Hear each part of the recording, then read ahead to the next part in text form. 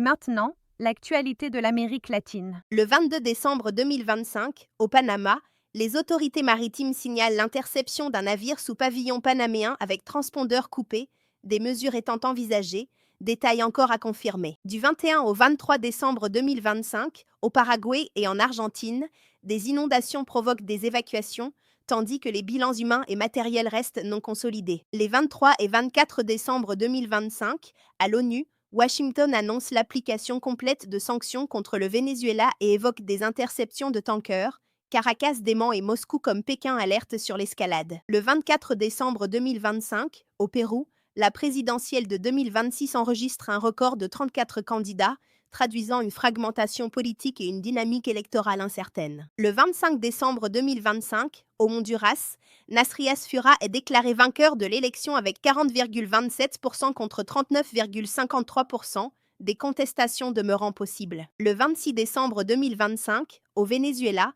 99 libérations sont annoncées par les autorités, tandis que des ING contestent le chiffre et évoquent d'autres détenus. Le 26 décembre 2025, au Brésil, la justice ordonne la détention préventive de Sylvinei Vasque après une tentative de fuite rapportée. Ce samedi 27 décembre 2025, en Argentine, le Congrès adopte le budget 2026 avec des projections économiques ambitieuses déjà contestées par plusieurs acteurs politiques et économiques. Ce samedi 27 décembre 2025, au Venezuela, d'anciens migrants manifestent à Caracas pour réclamer justice après des détentions signalées au Salvador, sans annonce officielle de suite immédiate. Ce samedi 27 décembre 2025, au Guatemala, un bus chute dans un ravin, faisant au moins 15 morts, tandis que les autorités ouvrent une enquête sur les circonstances. Ce samedi 27 décembre 2025, au Brésil, l'ancien président Jair Bolsonaro subit une intervention médicale en raison de hoquets persistants, selon son entourage, sans précision sur la durée d'hospitalisation. Ce dimanche 28 décembre 2025, au Mexique, un train déraille dans l'état d'Oaxaca,